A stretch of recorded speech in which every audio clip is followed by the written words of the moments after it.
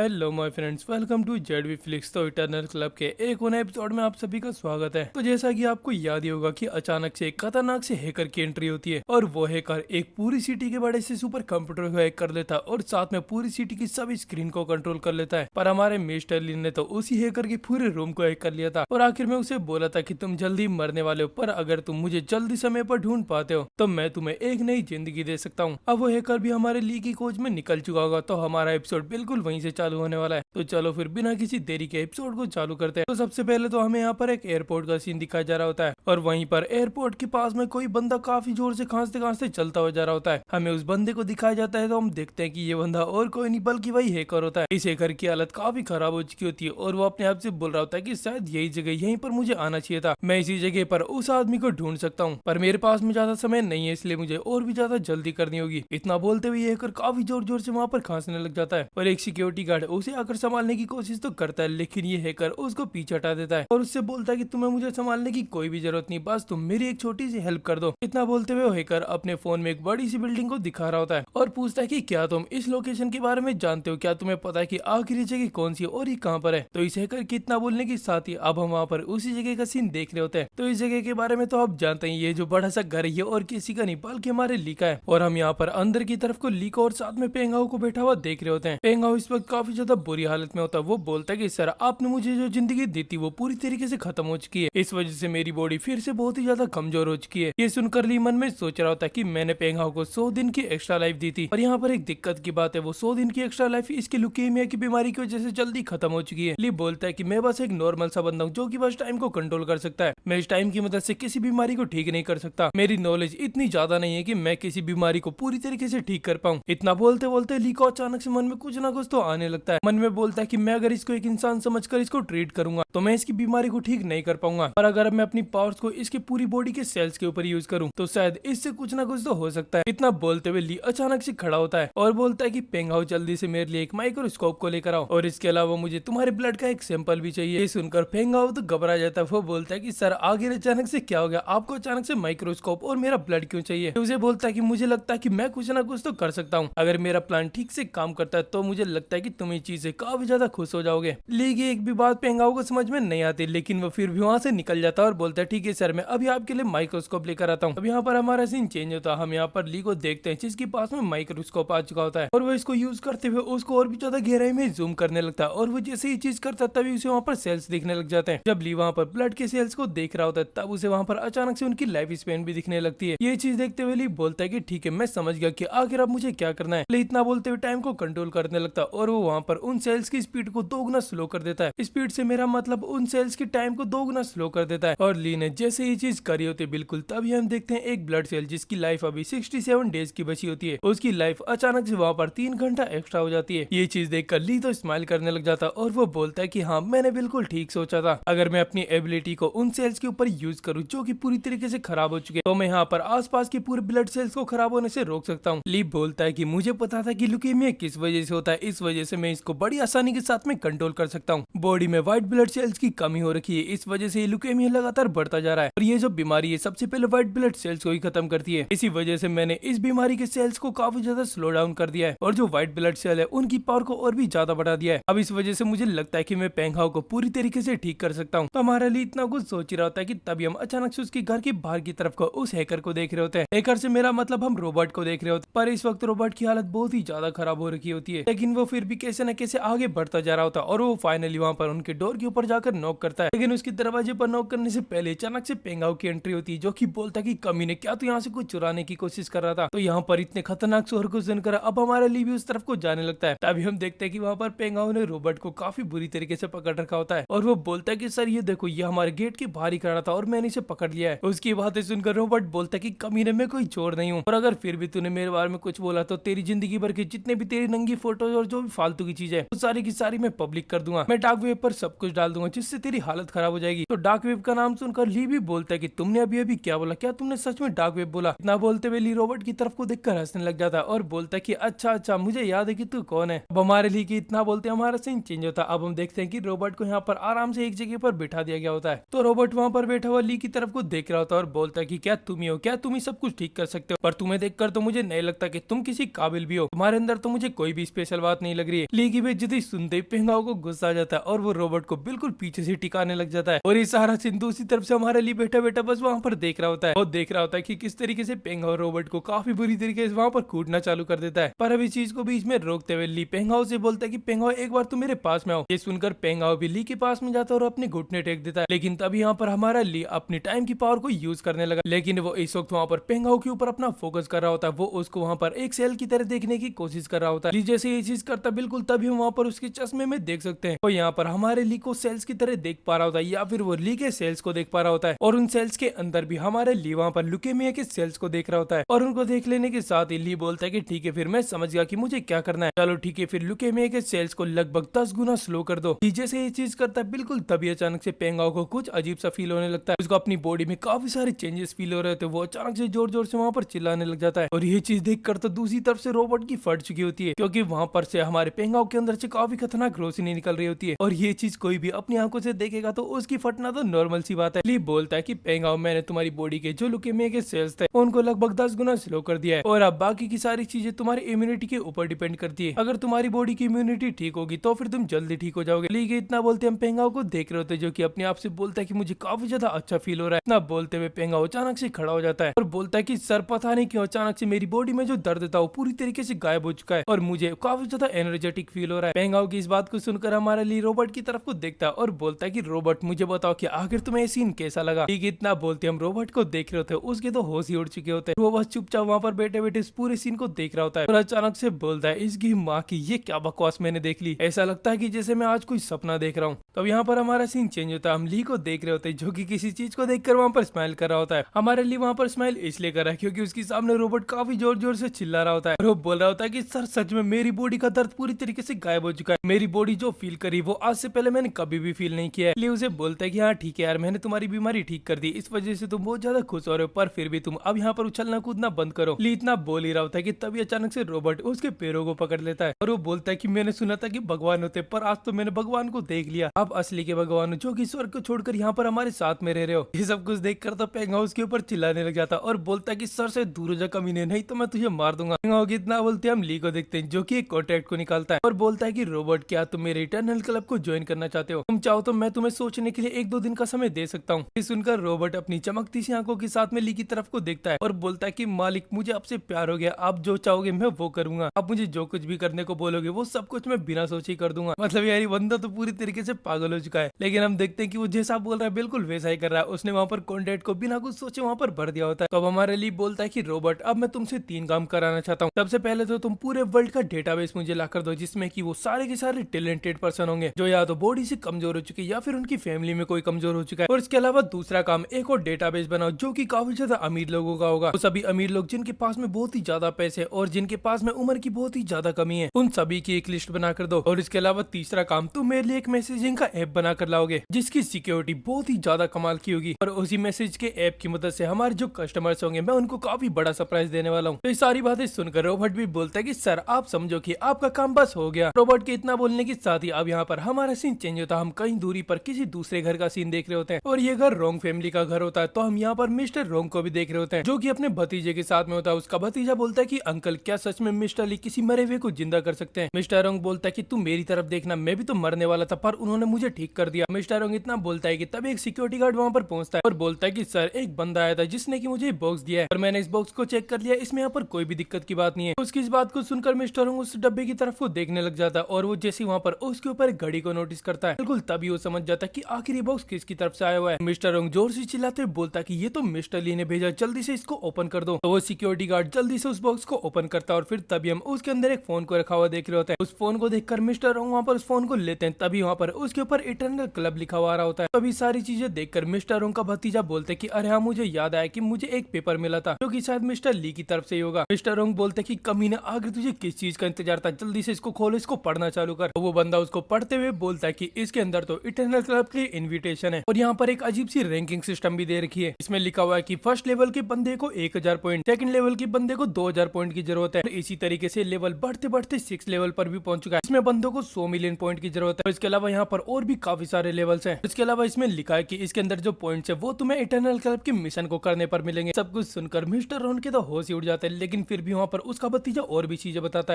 है कि इसमें लिखा लिखा हुआ है कि जो फर्स्ट लेवल का बंदा होता है वो बस 1 साल की जिंदगी को खरीद सकता है, जो कोई बंदा या मेंबर सेकंड लेवल पर पहुंचता है वो 3 साल की जिंदगी खरीद सकता है। जैसे करते करते 6 लेवल का बंदा 26 साल की लाइफ स्पेन को खरीद सकता है। यहाँ पर सारी चीजें पढ़कर उसने मिस्टर रॉन को सुना दी होती है और वो बोलता है कि अगर मैंने सारी चीजें अपनी आंखों से नहीं देखी होती तो फिर मैं इस कागज को पढ़ के इसको फाड़ के फेंक देता। ये बातें सुनकर मिस्टर रॉन बोलता है कि चलो अब जल्दी करो, हमारी फैमिली में बोल दो कि सभी के सभी जरूरी लोग जल्दी से इकट्ठा हो जाए, क्योंकि अभी हम इमरजेंसी मीटिंग करने वाले हैं। अब हम यहाँ पर सीधा इमरजेंसी मीटिंग का सीन देख रहे होते हैं। तब यहाँ पर मिस्टर रॉन उन सभी को बताता है कि मुझे इटर्नल क्लब को ज्वाइन करने के लिए एक इन्विटेशन मिला है। सुनकर एक बंदा बोलता है कि आखिर ही कौन सा क्लब है, एक क्लब लीगल भी या फिर कोई फालतू सा क्लब है। अभी दूसरा बंदा बोलता है कि ये लीगल है या फिर नहीं, इसके बारे में तो मुझे नहीं पता, लेकिन जरा सोचो कि इस क्लब के अंदर आखिर कितने एंशिएंट लोग होंगे। मुझे तो ऐसा लगता है कि हमें राजा महाराजाओं के टाइम से भी कोई 1-2 बंदे तो वहाँ पर मिल ही जाएंगे। ये सब कुछ सुनकर एक बंदा बोलता है कि हमें यहाँ पर बकवास करने के लिए नहीं बुलाया गया, हमें यहाँ पर इस पूरी चीज को काफी ज्यादा सीरियस होकर सोचना चाहिए कि इस इटर्नल क्लब के पास में इतनी पावर है कि जो हमारी पूरी फैमिली को एक ही सेकंड में बर्बाद कर सकती है। ये सुनकर एक बंदा तो काफी ज्यादा डर जाता है। वो बोलता है कि क्या सच में उनके पास में इतनी पावर है। बंदा बताता है कि हाँ, उनके अंदर जितने भी लोग हैं वो काफी ज्यादा पावरफुल है और वो बहुत ही ज्यादा मिस्टीरियस है, इस वजह से हमें उनको बिल्कुल भी हल्के में नहीं लेना चाहिए। अब हम देख रहे हैं कि यहाँ पर मिस्टर रॉन उन सभी की बातों को काफी शांति से बैठे बैठे वहाँ पर सुन रहा होता है। वो शायद इन सभी के चुप होने का इंतजार कर रहा है। वो बोलता है कि ठीक है, फिर अब तुम सभी लोग चुप हो चुके हो तो फिर अब यहाँ पर शांति से मेरी बात को सुनो। मैंने यहाँ पर तुम सभी लोगों को इसलिए बुलाया क्योंकि मैं तुमको बताना चाहता हूँ कि हमें जल्दी से जल्दी कोई डिसीजन लेना होगा। अगर हमने उनके इन्विटेशन का रिप्लाई करने में ज्यादा समय लगा दिया तो फिर इससे हमें काफी बड़ा नुकसान हो सकता है। सुनकर एक बंदा बोलता है कि पर अंकल, यहाँ पर बस आपको इन्विटेशन मिला है, इसलिए इसके अंदर हम यहाँ पर कुछ भी नहीं कर सकते। मिस्टर रॉन्ग भी बोलता है कि ठीक है, फिर मैं समझ गया, मुझे खुद को यहाँ पर इस चीज को चेक कर लेना चाहिए। अब बोलते हुए मिस्टर रॉन्ग वहाँ पर फोन को निकालकर उसके ऊपर जो इंटरनेट क्लब का साइन होता है उसके ऊपर क्लिक कर देता है और वो जैसे ही चीज करता है बिल्कुल तभी वहाँ पर उसके अंदर कुछ ना कुछ तो होने लग जाता है। इस चीज को देखकर वहाँ पर सभी के सभी लोग उसी के पास में आकर खड़े हो जाते हैं। वो सभी लोग बोलते हैं कि ये क्या बकवास है, इसके अंदर तो पहले से काफी सारे मेंबर्स हैं। हम देख रहे होते हैं कि ये जो मैसेजिंग ऐप होता है इसके अंदर काफी अलग अलग नंबर वाले लोग होते हैं, लेकिन हम यहाँ पर इन सभी मैसेज के बीच में एक अजीब सा मैसेज देखते हैं जो कि नंबर 2 ने भेजा होता है। बोल रहा होता है कि मुझे मास्टर ने रेड एनवेलप दे दिया है। सुनकर नंबर 23 बोलता है कि अरे यार, तूने फिर से कर दिया, तू पता नहीं कितने ज्यादा 100 साल बुढ़ा हो चुका है पर फिर भी तू हम सभी से तेज है। सब कुछ देखकर मिस्टर रॉन वहाँ पर अपने एक बंदे से बोलता है कि यार मुझे समझ नहीं आ रहा कि आखिर किस बारे में बात कर। इतना बोलते हुए पास वाले को फोन दिखा रहा होता है, तभी उसके पास वाला बंदा बोलता है कि ये क्या बकवास है। उन्होंने बोला कि उस बंदे की उम्र पता नहीं कितने 100 साल है। बंदे के इतना बोलने के साथ यहाँ पर हमारा सीन चेंज होता है। अब हम यहाँ पर इस मैसेज ऐप की दूसरी तरफ का सीन देख रहे होते हैं। हम दूसरी तरफ से देख रहे हैं कि यहाँ पर सारे के सारे मैसेज हमारा रोबोट कर रहा होता है। तो बोल रहा होता है कि सर मुझे इसमें काफी ज्यादा मजा आ रहा है, इन सभी को पागल बनाकर मेरा तो दिल ही खुश हो गया है। रोबोट इतना बोल रहा होता है कि तब यहाँ पर मिस्टर रॉन्ग की तरफ से एक मैसेज आता है जिसमें लिखा होता है कि मिस्टर नंबर 2, मुझे माफ करना, मैं आपसे सवाल पूछ रहा हूँ। अभी मैं बस जानना चाहता हूँ कि आखिर आप कितने साल के हो चुके हैं, मतलब कि आपकी क्या उम्र है। सब कुछ पढ़कर रोबोट बोलता है कि सर ये हमारे जाल में फंस चुका है। अभी ली उसे बोलता है कि रोबोट नंबर 45 बनकर और नंबर 10 बनकर ये मैसेज का रिप्लाई दो, पता ना कि ये जो नंबर 2 है कम से कम राजा महाराजाओं के टाइम का है। इस बात को सुनकर रोबोट भी वहाँ पर मैसेज करने लग जाता है। वो बोलता है कि सर मुझे तो मैसेज कर करके बहुत ही ज्यादा मजा आ रहा है। उसे बोलता है कि फालतू की बकवास बंद करो और मैं तुम्हें जितना करने को बोल रहा हूँ बस तुम उतना ही करो। रोबोट बोलता है ठीक है सर, मैं समझ गया। देखते हैं कि रोबोट ने वहाँ पर मैसेज लिख दिया होता है, उसने नंबर 45 बनकर बोला होता है, मुझे लगता है कि ये जो नंबर 2 है ये लगभग क्वीन डायनेस्टी के टाइम से। अभी नंबर 10 बोलता है कि नहीं मुझे ऐसा नहीं लगता, मैंने भी लगभग क्वीन डायनेस्टी के बाद में ज्वाइन किया था। मुझे लगता है कि ये जो नंबर 02 ये उससे भी ज्यादा पहले के टाइम के बंदे हैं। यहाँ पर इन सभी सारी चीजों को सुनकर तो मिस्टर रॉन का तो दिमाग ही फट चुका होता है। अभी वहाँ पर नंबर 2 बोलता है कि चेयरमैन जल्दी इस मेंबर को एक नया मिशन देने वाले हैं, इसलिए मैं सभी के सामने अनाउंस करता हूँ कि अगर ये बंदा अच्छे से मिशन को कंप्लीट करता है तो फिर मैं इसको कुछ एक्स्ट्रा पॉइंट देने वाला हूँ। तो इस सारी बातों को सुनकर मिस्टर रॉन का तो गला ही सूख चुका होता है। वो ली को अपने सामने इमेजिन कर रहा होता है। वो इमेजिन कर रहा होता है कि जैसे ली या तो कोई खतरनाक सा गॉड है, फिर वो एक काफी खतरनाक सा डेविल या फिर बहुत ही एंशिएंट समय का कोई इंसान है जिसने कि यहाँ पर पूरी अर्थ को कंट्रोल कर रखा है। तो मिस्टर रॉन्ग बोलते हैं कि ये जो इटर्नल क्लब है इसको मिस्टर ली ने बनाया और ये उन लोगों के लिए बनाया गया जो कि लंबी जिंदगी को चाहते हैं। ऐसा लगता है कि मिस्टर ली ने एंशिएंट टाइम से भी कई सारे लोगों को अपने इस क्लब के अंदर ज्वाइन करवा रखा है और शायद हर एक समय पर इन्होंने अपने क्लब का नाम बदल रखा होगा और अभी शायद वर्तमान समय में उन्होंने अपने क्लब का नाम इटर्नल क्लब रखा हुआ है। मिस्टर रॉन्ग की सारी बातें सुनकर उनके सभी साथियों की तो फटने लग जाती है और फिर तभी मिस्टर रॉन्ग बता रहे होते कि इनके अभी के समय में यहाँ पर 3 मिशन चल रहे हैं। 3 मिशन में से एक मिशन जिसको कि हम एक प्रोजेक्ट भी बोल सकते हैं जिसका नाम प्रोजेक्ट अर्थ है। इसके अंदर बताया गया कि बस एक ही प्लेनेट सबसे बेस्ट है इन सभी के रहने के लिए, इस वजह से ये इस प्लेनेट को और भी ज्यादा डेवलप करना चाहते हैं। और फिर इसके बाद में इनका दूसरा मिशन है टेक्नोलॉजी को और भी ज्यादा एडवांस लेवल पर पहुंचा देना, जिससे कि ये स्पेस की गहराइयों में जाकर और भी अच्छे अच्छे अर्थ जैसे प्लेनेट को ढूंढ सके। और फिर इसके बाद में इनका एक तीसरा प्रोजेक्ट भी चल रहा है जिससे कि इंसानों को इवॉल्व करके उनके माइंड उनकी बॉडी को और भी ज्यादा पावरफुल बना सके। वैसे ही सब कुछ अभी हमारे लिए करानी, पर वो जल्दी ये सारी चीजें चालू कर देगा। इसी वजह से उसने यहाँ पर सारी डिटेल इस ऐप के अंदर लिखवा दी है। यहाँ पर सारी की सारी चीजें मिस्टर रॉन्ग पढ़ पढ़ के सुन रहा होता है, लेकिन तभी वो अचानक से पढ़ता पढ़ता रुक जाता है। तभी उसका भतीजा बोलता है कि अंकल आखिर आपने पढ़ना बंद क्यों कर दिया। मिस्टर रोंग बोलता है कि ये जो नंबर 45 और जो नंबर 10 है, इनकी सारी बातें सुन लेने के बाद में इनकी बात करने का तरीका देखकर मुझे ऐसा लगता है कि ये लगभग 100 या फिर 200 या फिर 300 साल से भी ज्यादा पुराने। और इनके अलावा जो नंबर 2 है, अगर मैं उसकी बात करूँ तो ऐसा लगता है कि जैसे वो एंशिएंट टाइम का कोई बंदा है। इसका मतलब ये है कि यहाँ पर इस ऐप के अंदर तुम्हारा नंबर जितना छोटा होगा उतनी ज्यादा तुम्हारी उम्र भी होगी। मिस्टर रोंग बोलते कि हमारी फैमिली का इतिहास भी बहुत ही ज्यादा साल पुराना है, पर फिर भी इस इटर्नल क्लब के अंदर ऐसे लोग हैं जो कि हमारी पूरी की पूरी फैमिली के इतिहास से भी ज्यादा पुराने। ऐसा लगता है कि जैसे सच में इस क्लब के अंदर मिंग डायनेस्टी से भी पहले के काफी सारे लोग जुड़े हुए हैं, और इतने सालों तक जिंदा रहकर उन्होंने आखिर कितना सारा पैसा अपने पास में इकट्ठा कर लिया होगा, और आखिर उनकी पावर कितनी ज्यादा इंक्रीज हो चुकी होगी। मिस्टर रोंग अपने सभी साथियों को बोलता है कि हम में से कोई भी गलती से भी इनमें से किसी को भी ऑफेंड करने की कोशिश नहीं करेगा। अगर हमारी वजह से इन सभी मेंबर्स में से कोई भी थोड़ा सा भी गुस्सा हो जाता है तो फिर इसकी वजह से हमारी पूरी फैमिली खत्म हो सकती है। मिस्टर रोंग की इन बातों को सुनकर सभी के सभी बोलते ठीक है सर, हम समझ गए। ये सभी लोग इतना बोलते हैं कि तभी अचानक से मिस्टर रोंग का फोन वहाँ पर आवाज करने लगता है। उसके फोन को वहाँ पर आवाज करता हुआ देखकर सभी लोगों को लगता है कि जैसे वहाँ पर उनको एक नया मिशन मिल चुका है, या फिर ऐसा हो सकता है कि इनको फिर से इटर्नल क्लब से कोई मैसेज आया होगा। हम देखते हैं मिस्टर रोंग ने वहाँ पर फोन को उठाया होता है। तभी हम देखते हैं कि मिस्टर रोंग को एक एसएमएस आया होता है जिसके अंदर वहाँ पर मिशन की डिस्क्रिप्शन लिखी गई होती है। इसमें इनको एक मिशन दिया गया होता है जिसमें बोला गया होता है कि तुम्हें काफी अच्छी लोकेशन को हमें ढूंढ कर देना होगा, और अगर तुम ये काम कर देते हो तो फिर तुम्हें 500 पॉइंट मिल सकते हैं। ये सारी की सारी चीजें वहाँ पर सभी के सभी लोग देखने लग जाते हैं और बोलते हैं कि ये मिशन तो ज्यादा मुश्किल नहीं, ये तो हम काफी आसानी के साथ में कर सकते हैं, और इसके अलावा बस एक छोटा सा काम करके हमें 500 पॉइंट मिल जा रहा है। वो सभी लोग यहाँ पर सारी बातें आपस में कर रहे होते, तभी उनके पीछे से मिस्टर रोंग उनको कुछ बोलने लगते हैं। हम देखते हैं कि मिस्टर रोंग उन्हें बोलता है कि हमें यहाँ पर इस चीज को काफी ज्यादा सीरियस लेना चाहिए, इसलिए मैं तुम सभी को बोल रहा हूँ कि जल्दी से जल्दी अच्छी से अच्छी लोकेशन को ढूंढने की कोशिश करो, एक ऐसी जगह ढूंढने की कोशिश करो जिसके बारे में हमें इस मिशन में बोला गया है। मिस्टर रोंग की इस बातों को सुनकर सभी के सभी बोलते ठीक है सर, हम समझ गए। हम यहाँ पर दूसरी तरफ का सीन देख रहे होते जहाँ पर रॉबर्ट अभी भी उस ऐप को यूज कर रहा होता और वो बताता है कि रोंग फैमिली की तरफ से एक मैसेज आया है। हम यहाँ पर इस मैसेज को देख रहे होते जिसमें लिखा होता है कि सर आपका मिशन हम जल्दी से जल्दी कंप्लीट कर देंगे। ये चीज देखकर रॉबर्ट बताता है कि जो हमारी मछली वो अच्छे से हमारे जाल में फंस चुकी है। उसे बोलता है कि काफी अच्छी बात है, लेकिन हम इतनी जल्दी अपना गार्ड डाउन नहीं कर सकते, हमें यहाँ पर हर एक चीज के लिए पूरी तरीके से तैयार रहना होगा। और इसके अलावा रॉबर्ट तुम पक्का कर लेना कि ये जो रोंग फैमिली है हमारे लिए एक अच्छी से अच्छी लोकेशन ढूंढ कर दे। रॉबर्ट बोलता है कि मेरे भगवान आप ये सब कुछ मेरे ऊपर छोड़ दो, और इसके अलावा ये जो रोंग फैमिली है हमारे बारे में एक छोटी सी छोटी डिटेल भी पता नहीं कर पाएगी, क्योंकि मैं एक हैकर हूँ, इस वजह से मैं अपने सभी सबूत को मिटा दूंगा, इसलिए आपको कोई भी चिंता करने की जरूरत नहीं है। ये सारी चीजें सुनकर हमारा मिस्टर ली तो काफी ज्यादा खुश हो चुका होता है, और फिर इसी के साथ में यहाँ पर हमारा सीन भी चेंज होता है। अब हम कुछ दिनों बाद का सीन देख रहे होते हैं। अब यहाँ पर काफी सारे प्रिंटेड पेपर्स को देख रहे होते हैं। तभी रॉबर्ट बोलता कि ये जो प्रिंटेड पेपर है ये अभी के भी निकाले गए पेपर है, क्योंकि काफी ज्यादा गर्म हो रखे हैं। तो रॉबर्ट यहाँ पर सभी कागज को हमारे ली को दे देता है, और वो बोलता है कि इसके अंदर अच्छी अच्छी लोकेशन के बारे में लिखा हुआ है जो कि रोंग फैमिली ने हमें ढूंढ कर दी है। तो हमारा ली भी वहाँ पर उन सभी कागजों के अंदर एक एक लोकेशन को देखने लग जाता है, और वो बोलता है कि हर एक लोकेशन की जो प्राइस है वो सच में काफी ज्यादा खतरनाक है, पर फिर भी रोंग फैमिली इनको अफोर्ड कर पा रही है। इतना बोलते बोलते ली वहाँ पर एक लोकेशन को देखता और बोलता कि ये लोकेशन ये मुझे काफी ज्यादा पसंद आ रही है। ये चीज सुनकर रॉबर्ट भी बोलता है कि सर मुझे भी यही जगह पसंद आ रही थी, ये वाली जगह लगभग 3000 स्क्वायर फीट के अंदर है। ली बोलता है कि ये तो काफी अच्छी बात है, इतनी बड़ी जगह हमारी काफी अच्छे से काम आ सकती है। ली बोलता है कि चलो ठीक है, फिर रॉबर्ट इस जगह को फाइनल करो और उनको मैसेज भेज दो। तो ली इतना बोलते हुए उस लोकेशन की फोटो को वहाँ पर नीचे की तरफ को रख देता, और फिर तब यहाँ पर हमारा सीन चेंज होता। हमें यहाँ पर उस फोटो के अंदर जो घर दिखाया गया था अब हम उसी घर को देख रहे होते हैं, और उस घर के पास में हम देखते हैं कि मिस्टर रोंग भी वहीं पर खड़े होते हैं। फिर तभी वहाँ पर हमारे मिस्टर ली की भी एंट्री होती है, और मिस्टर ली अब यहाँ पर अपने दोनों साथियों के साथ में वहाँ पर पहुंच चुका होता है। ली वहाँ पर आते ही बोलता है कि मिस्टर रोंग मुझे माफ करना कि मुझे यहाँ पर आने में थोड़ी सी देरी होगी, और हाँ इसके अलावा आपकी हालत तो काफी ज्यादा अच्छी लग रही है, ऐसा लग रहा है कि आप अपने दिन को काफी अच्छे से एंजॉय कर रहे हो। ली इतना बोलते हुए उसकी लाइफ स्पेन को भी देख रहा होता है जिसमें कि उसके पास में 348 दिन बचे होते हैं। तभी मिस्टर रोंग बोलता है कि सर ये सब कुछ तो बस आपकी वजह से हो रहा है। उसे बोलता है कि नहीं ये सब कुछ मेरी वजह से नहीं बल्कि ये तुमने खुद ने किया है, तुमने अपनी लाइफ स्पेन को मुझसे पैसे देकर खरीदा था, इस वजह से तुम्हें यहाँ पर ज्यादा पोलाइट होने की कोई भी जरूरत नहीं है। मिस्टर रोंग बोलता है कि सर आप हमारी रोंग फैमिली के सेवियर हो, इस वजह से मैं आपके सामने तो पोलाइट हमेशा रहने वाला हूँ। मिस्टर रोंग की इतना बोलते अब उसका भतीजा बोलता है कि सर मिस्टर ली क्यों ना मैं आपको इस पूरी जगह के बारे में अच्छे से गाइड कर दूं। ली बोलता है कि हाँ ठीक है, तुम मुझे एक बार सारी जगह अच्छे से दिखा दो। तो ली की इतना बोलती वहाँ पर वो भतीजा हमारे ली को अंदर की तरफ को ले जाने लगता है, और जैसे ही हमारा ली अंदर आता बिल्कुल तभी वहाँ पर एक काफी बड़ा सा हॉलवे को देख रहा होता है। उस हॉलवे के अलावा वहाँ पर काफी सारी बड़ी बड़ी लोकेशंस होती है, जैसे कि यहाँ पर स्टडी के लिए एक अलग से काफी बड़ा सा रूम होता है, और इसके अलावा यहाँ पर एक काफी बड़ा सा एरिया होता है जहाँ पर कई सारे लोग आपस में बैठकर बातें कर सकते हैं और साथ में खाना खा सकते हैं। तभी वहाँ पर रॉबर्ट और पेंगाओ भी अंदर आ जाते हैं। वहाँ पर रॉबर्ट तो एक रूम को देखते हुए बोलता है कि ये रूम तो काफी ज्यादा अच्छा है, इस जगह पर तो मैं अपना कंप्यूटर भी लगा सकता हूँ। पेंगाओ बोलता है कि कमीने अपने भगवान से परमिशन लिए बिना तू आखिर रूम को कैसे डिसाइड कर सकता है। अभी हमारा ली बोलता है कि नहीं पेंगाओ इसमें कोई दिक्कत की की बात नहीं, तुम भी चाहो तो तुम भी अपने लिए एक अच्छे सा रूम देख सकते हो। तो मुझे लगता है कि तुम्हें अपना रूम देखने से पहले एक अच्छा सा ट्रेनिंग रूम देख लेना चाहिए, इसके अंदर तुम अच्छे से ट्रेनिंग कर पाओ। तो हमारे ली को बात करता हुआ देखकर वहाँ पर रोंग फैमिली का भतीजा बोलता है, मिस्टर ली, ऐसा लगता है कि जैसे आप इस जगह से काफी ज्यादा सेटिस्फाइड हो। और मैं आपको बोलना चाहता हूँ कि अगर आपको ये जगह पसंद नहीं आई तो फिर आप मुझे बता देना, क्योंकि हमारे पास में और भी अच्छी अच्छी लोकेशन है। उसकी इस बात को सुनकर हमारे लिए अचानक से रोबोट की तरफ को देखने लगता है और वो शायद उसको एक इशारा दे रहा होता है। ये चीज वहाँ पर दूसरी तरफ से रोबोट भी समझ जाता है और वो तेजी से अपना फोन निकालता है और उसके ऊपर एक जगह पर टैप कर देता है। और वो जैसे ये चीज करता है बिल्कुल तभी हम दूसरी तरफ मिस्टर रोंग को देखते हैं, उसके फोन वहाँ पर बजने लगता है। मिस्टर रोंग वहाँ पर अपने फोन को निकाल कर देख रहा होता है, तो तभी वहाँ पर उसके मिशन की डिटेल लिखी आ रखी होती है। इसमें लिखा होता है कि न्यू कमर ने अपना मिशन काफी अच्छे से कर लिया है, इस वजह से उसे यहाँ पर बोनस के रूप में 100 पॉइंट एक्स्ट्रा मिल चुके हैं। ये चीज देखकर मिस्टर रोंग के जितने भी एम्प्लॉय, जितने भी साथी थे, वो सभी भी काफी ज्यादा खुश हो जाते हैं। लेकिन वहीं दूसरी तरफ जो हमारा मिस्टर ली होता है, वो तो इन सभी को इग्नोर करते हुए अपने टाइम को एंजॉय कर रहा होता है। वो मन में बोल रहा होता है कि फाइनली मुझे अपने क्लब के लिए एक अच्छी सी लोकेशन मिल चुकी है, अब मैं यहाँ से अपने इस पूरे क्लब को काफी अच्छे से रन कर पाऊंगा। तब यहाँ पर हमारा सीन चेंज होता है, अब हम कुछ समय बाद का सीन देख रहे होते हैं। अभी हम यहाँ पर इटरनल क्लब की बेस को देख रहे होते हैं और इसके अलावा अंदर की तरफ को हमें यहाँ पर एक पंचिंग बैग को दिखाया जाता है और हमें दिखाया जाता है कि यहाँ पर हमारा पेंगाओ अपने पंचिंग बैग के ऊपर अपनी ट्रेनिंग चालू कर चुका होता है। और इसके अलावा हमारे ली ने यहाँ पर पेंगाओ को अपना एक ऑफिशियल एम्प्लॉय बना दिया होता है और इसके अलावा उसको एक नंबर दिया गया है जो कि 001 होता है। और हमारे पेंगाओ के अलावा हम यहाँ पर रोबोट को भी देख रहे होते हैं। हमारे ली ने यहाँ पर रोबोट को भी अपना एक ऑफिशियल एम्प्लॉय बना दिया होता है और उसको भी एक नंबर दिया गया होता है जो कि नंबर 002 होता है। और इसके अलावा ली ने पेंगाओ और रोबोट को अलग अलग काम दे दिए होते हैं। और इसके अलावा हमारा मिस्टर ली खुद वहाँ पर अपने आप को भी डेवलप कर रहा होता है। वो यहाँ पर काफी सारी बुक्स को रीड करते हुए अपनी स्किल को डेवलप करने की कोशिश कर रहा होता है और वो यहाँ पर अपने क्लब को डेवलप करने के लिए और भी कई सारी स्ट्रेटेजी को बनाने की कोशिश कर रहा होता है। और वो इस वक्त काफी ज्यादा परेशान दिख रहा होता है क्योंकि उसे यहाँ पर अभी भी कुछ भी ठीक से समझ में नहीं आ रहा होता। उसे नहीं समझ में आ रहा होता कि आखिर उसे फ्यूचर में क्या करना चाहिए। और इसी वजह से तंग आकर मिस्टर ली वहाँ पर अपनी बुक को रख देता है और बोलता है कि अरे यार, मैं अभी भी एक नॉर्मल सा पर्सन, मुझे अभी भी काफी सारी चीजें सीखनी है। ऐसा लगता है कि जैसे मुझे और मेरे सभी एम्प्लॉय को काफी ज्यादा मेहनत करने की जरूरत है, तभी हम अपने इटरनल क्लब को काफी ज्यादा बड़ा बना पाएंगे। तो ली की इतना बोलते हमारा सीन चेंज होता है। हम यहाँ पर रोंग फैमिली की विला को देख रहे होते हैं और विला के अंदर भी हम यहाँ पर मिस्टर रोंग के भतीजे को देखते हैं जो कि सभी को बोलता है कि मुझे एक नया मिशन मिल चुका है। ये सुनकर उसके सभी साथी और उसके जो भी कजिन जो कि उसके साथ में काम करते हैं वो सभी उसके पास में आते हैं और फिर तभी वहाँ पर वो सभी उस फोन के अंदर मिशन को देख रहे होते हैं। इसमें लिखा होता है कि एक इजी सा मिशन दिया गया है, इसके अंदर तुम्हें एक ट्रेनर को ढूंढना होगा और ये जो ट्रेनर है एक स्पेशल फोर्स का बंदा होना चाहिए और अगर तुमने इस ट्रेनर को ढूंढ लिया तो फिर तुम्हें 10 से लेकर 50 पॉइंट के बीच में कुछ भी पॉइंट मिल सकते हैं। पर सभी लोग इस मिशन को देख रहे होते हैं। तब तक वहाँ पर मिस्टर रोंग आते हैं और बोलते कि कमीनो, आखिर तुम किस चीज का इंतजार कर रहे हो, जल्दी से मिशन के ऊपर काम चालू करो, नहीं तो हमसे पहले कोई मिशन को कंप्लीट कर देगा। मिस्टर रोंग की बातें सुनकर उसके सभी के सभी लोग और सभी भतीजे वहाँ से भागते हुए जा रहे होते हैं और बोल रहे होते हैं कि हम जितना जल्दी हो सके उतना जल्दी इस मिशन को कंप्लीट करेंगे। तो इसी के साथ में हम दूसरी तरफ का सीन देख रहे होते हैं। हमें एक मैसेज में दिखाया जा रहा होता है कि 118 लोगों ने इस मिशन को एक्सेप्ट किया होता है और ये मिशन नंबर 129 को दिया गया होता है जो कि रोंग फैमिली होती है। अब हम देखते हैं कि वहाँ पर रोबोट हमारे पेंगाओ को बोलता है कि पेंगाओ, तुम जल्दी से तैयार हो जाओ क्योंकि तुम्हें ट्रेनिंग देने के लिए खतरनाक सा ट्रेनर आने वाला है। रोबोट की इतना बोलती है वहाँ पर हमारे ली की एंट्री होती है जो कि बोलता है कि रोबोट, तुम्हें भी यहाँ पर इस तरीके से आराम नहीं करना चाहिए क्योंकि मैं नोटिस कर रहा हूँ कि तुम जिस तरीके से यहाँ पर चाइनीज बोलते हो काफी ज्यादा मॉडर्न टाइम की है, इस वजह से तुम्हें यहाँ पर अपनी लैंग्वेज को सुधारने पर भी ध्यान देना चाहिए। लेकिन इस बात को सुनकर रोबोट का तो दिमाग ही खराब हो जाता है और वहीं दूसरी तरफ से पेंगाओ पीछे की तरफ से उसको देखकर स्माइल कर रहा होता है। लेकिन अब हम देखते हैं हमारे लिए रोबोट को बोलता है कि रोबोट, तुम्हें मेरे लिए काम करना होगा, तुम्हें इस पूरे वर्ल्ड में से नए नए कस्टमर का डाटा मुझे ला कर देना होगा और ये सारी चीजें करने के लिए रोबोट तुम्हें अब काफी ज्यादा मेहनत करनी होगी। लेकिन इस बात को सुनकर रोबोट बोलता है कि सर ऐसा समझो कि आपका काम बस हो ही गया। तभी यहाँ पर रोबोट को स्माइल करता हुआ देखकर पेंगाओ को अच्छा नहीं लगता और वो अपनी बोतल फेंक कर उसके सर पे मार देता है। तभी यहाँ पर हमारे लिए पेंगाओ को बोलता है कि पेंगाओ, अब तुम्हारी ट्रेनिंग काफी ज्यादा हार्ड होने वाली है और इसके अलावा तुम्हें काफी लंबी ट्रेनिंग की जरूरत है, इस वजह से तुम्हारा जो ट्रेनिंग का रूम है उसका टाइम मैं 100 गुना तेज करने वाला हूँ। इस चीज की वजह से तुम्हें काफी लंबा समय मिल जाएगा, इसलिए तुम्हें जितना हो सके उतनी सारी स्किल्स को सीख लेना है। सब कुछ सुनकर पेंगाओ भी बोलता है कि सर आप भी सब कुछ मुझ पर छोड़ दो, आप ऐसा समझो कि आपका काम बस हो ही गया। पेंगाओ की इतना बोलती अब हम यहाँ पर कुछ दिनों बाद का सीन देख रहे हो। कुछ दिनों बाद हम यहाँ पर अचानक से इटरनल क्लब के अंदर एक बंदे को देख रहे होते हैं। तो बोलता है, गुड मॉर्निंग मिस्टर ली, मेरा नाम जैक्सिर है और मुझे माफ करना कि मैं इसके अलावा आपको अपने बारे में और कोई डिटेल नहीं बता सकता हूँ। तो उसकी इतना बोलते हम यहाँ पर उसके सामने हमारे मिस्टर ली को भी देखते हैं जो कि बोलता है कि हाँ ठीक है, अब चलो जल्दी अंदर आ जाओ, मैं तुम्हें सबसे पहले ब्रेकफास्ट करा देता हूँ। ये चीज सुनकर जैक्सिर बोलता है कि मैंने अपना ब्रेकफास्ट पहले ही कर दिया है, इसलिए अब मुझे बताइए कि आखिर अब मुझे अपना काम कब चालू करना होगा। ये चीज सुनकर ली तो खुश हो जाता है और बोलता है कि सच में रोंग फैमिली मतलब की ग्लोरी फैमिली ने सच में काफी अच्छे बंदे को ढूंढा है। तो हम देखते हैं कि यहाँ पर हमारे लिए अपने पेंगाओ को बुलाता है और वो उसको जैक्सिर को दिखाते हुए बोलता है कि आपको इस बंदे को ट्रेनिंग देनी होगी और मैं आपको पहले बता दूं कि आप इसके ऊपर जरा सी भी दया दिखाने की कोशिश मत करना। ये चीज सुनकर तो जैक्सिर भी खुश हो जाता है और बोलता है कि सर आप समझो कि आपका काम बस हो ही गया। मतलब सभी के सभी लोग बस यही डायलॉग मारते रहते देते हैं। लेकिन अब हम देखते हैं कि हमारा पेंगाओ आगे बढ़कर वहाँ पर अपने इंस्ट्रक्टर को हाथ मिला रहा होता है। बोलता है कि मुझे उम्मीद है कि मैं आपसे सब कुछ सीख पाऊंगा। पेंगाओ इतना बोलती है। अब यहाँ पर हमारा सीन चेंज होता है। हमें यहाँ पर एक काफी खतरनाक सी कंप्यूटर को दिखाया जा रहा होता है और उस खतरनाक सी कंप्यूटर के पास में रोबोट बैठा होता है। इसको देखकर ऐसा लगता है कि जैसे वो थोड़ा सा निराश हो रहा है, क्योंकि वो कंप्यूटर उसकी उम्मीद से थोड़ा सा स्लो काम कर रहा है। हमें पता चलता है कि सारी की सारी चीज पीछे से हमारा ली देख रहा होता है और वो मन में बोल रहा होता है, ऐसा लगता है कि जैसे मुझे रोबोट के लिए नया कंप्यूटर लेकर आना होगा। इतना सोचते हुए ली वहाँ से जाने लगता है और मन में बोल रहा होता है कि ये सारी चीजें मेरी फ्यूचर इटर्नल क्लब के लिए काफी ज्यादा जरूरी है। मुझे सब कुछ पहले से प्लान करके चलना होगा। मुझे अपने सभी एम्प्लॉय के अंदर काफी अच्छे से इन्वेस्ट करना होगा। हमारे लिए कितना बोलते हमारा सीन चेंज होता है। अब हमें यहाँ पर पेंगाओ को मार खाते हुए दिखाया जा रहा होता है। उसके फेस के ऊपर एक तगड़ा सा पंच पड़ा होता है जिस वजह से उड़ते हुए काफी दूर जाकर गिरता है। और पेंगाओ गिरने के बाद में अपने आप को संभालता है और बोलता है कि ये फाइट तो काफी ज्यादा डिफरेंट है। मैंने आज से पहले बस स्ट्रीट फाइट को लड़ा है जो कि इस फाइट से काफी ज्यादा डिफरेंट होती है। पेंगाओ इतना बोलते अपने सामने अपने टीचर को देख रहा होता है, मतलब कि जैक्सियर को देखता है और बोलता है कि ये बंदा पता नहीं किस चीज का बना हुआ है। मैं इस बंदे को मारने की कोशिश कर रहा हूँ पर मैं तो इसको टच भी नहीं कर पा रहा। पेंगाओ इतना सोच रहा होता है तभी जैक्सियर बोलता है कि क्या हुआ, क्या तुम थक चुके हो, चलो अब जल्दी से खड़े हो जाओ, मेरे पास में बच्चे से खेलने के लिए ज्यादा टाइम नहीं है। अपनी बेइज्जती को सुनकर पेंगाओ भी खड़ा होने लगता है और बोलता है कि अच्छा है, ऐसी बात है, चलो मैं तुम्हें दिखाता हूँ कि आखिर मैं क्या कर सकता हूँ। इतना बोलते पेंगाओ वहाँ से जंप करते हुए काफी खतरनाक तरीके से उसके ऊपर अटैक करने के लिए जा रहा होता है। उसने वहाँ पर काफी तगड़ा सा पंच जैक्सियर के ऊपर मारा होता है और जैक्सियर तो बस बगल में हटता है और बस एक ही बार में उसके अटैक से अपने आप को बचा लेता है। और बस इतना नहीं बल्कि उसने काफी खतरनाक सा अपर कट भी मारा होता है और जैक्सियर के एक ही अपर कट की वजह से हमारे पेंगाओ की हालत खराब हो जाती है। लेकिन जैक्सियर वहाँ पर उसको रेस्ट करने का बिल्कुल भी मौका नहीं देता, बल्कि वो तो एक अपर कट मारने के बाद में काफी तेजी के साथ में उसको पीछे गिरने से रोक लेता है और उसको पकड़कर अपनी तरफ को खींचता है और फिर तभी अचानक से काफी खतरनाक तरीके से अपने नी का अटैक उसके सीधा पेट में मार देता है। उसके इस वाले अटैक से तो पेंगाओ की हालत ही खराब हो जाती है और उसके पेट में से सब कुछ बाहर निकल जाता है। लेकिन फिर भी जैक्सियर उसको समझने का बिल्कुल भी टाइम नहीं देता, बल्कि वो तो उसकी गिरने से पहले उसकी गर्दन को पकड़ लेता है। उसे बोलता है कि ऐसा लगता है जैसे तेरे बॉस ने तुझे काफी ज्यादा लाड़ प्यार दे रखा है, इसी वजह से तू काफी ज्यादा कमजोर हो चुका है। जैक्सियर बोलता है मुझे लगता है कि तुझे अब हार मान लेनी चाहिए, तो यहाँ पर फालतू से अपना समय बर्बाद नहीं करना चाहिए और जल्दी से यहाँ से हार मान के निकल जाना चाहिए कि मैं भी तेरे ऊपर अपना टाइम वेस्ट नहीं करना चाहता। मतलब ये जैक्सियर सच में पेंगाओ की काफी ज्यादा बुरी बेइज्जती कर रहा है, पर पेंगाओ भी यहाँ पर उसको कुछ नहीं बोल रहा, बल्कि वो उसकी सारी चीजों को सहन करता जा रहा होता है। आखिर में काफी ज्यादा गुस्से में आते हुए बोलता है कि कमीने क्या तू बस इतना ही कर सकता है, तूने मेरी गर्दन पकड़ रखी पर फिर भी तू मुझे बेहोश नहीं कर पा रहा, ऐसा लगता है कि जैसे तू बहुत ही ज्यादा कमजोर इंसान है। पेंगाओ को इतना बोलता हुआ देखकर जैक्सियर भी बोलता है कि सच में यार इस बंदे के अंदर कुछ ना कुछ तो बात है। जैक्सियर के इतना बोलते हम दूसरी तरफ को हमारे ली को भी देख रहे होते हैं, वो भी यहाँ पर चुप कर इन दोनों के मैच को देख रहा होता है और वो भी शायद पेंगाओ से थोड़ा सा खुश हो चुका होता है। इसी वजह से वो यहाँ पर अपनी पॉकेट वॉच को जल्दी से बाहर निकालता है और वो अब यहाँ पर शायद टाइम की पावर को यूज करने वाला है। हमें पता चलता है कि ली ने यहाँ पर अपनी टाइम की पावर का यूज करते हुए ट्रेनिंग रूम का जो टाइम है उसका टाइम 100 गुना तेज कर दिया होता है। इतना करने के बाद में ली वहाँ से जा रहा होता है तभी उसका फोन बजने लगता है। ये अपना फोन उठाता है कि तभी दूसरी तरफ से एक बंदा बोलता है कि सर क्या आप मुझे पहचानते हो, आप मुझसे कुछ समय पहले मिले थे। की आवाज को सुनकर ली भी बोलते कि अरे हाँ मैं तुझे पहचानता हूँ, तू तो वो यूनिवर्सिटी का स्टूडेंट है, तू तो वो बेरन जेंग है ना जो कि पार्ट टाइम काम किया करता था और वो अपनी गर्लफ्रेंड के लिए फोन खरीदना चाहता था।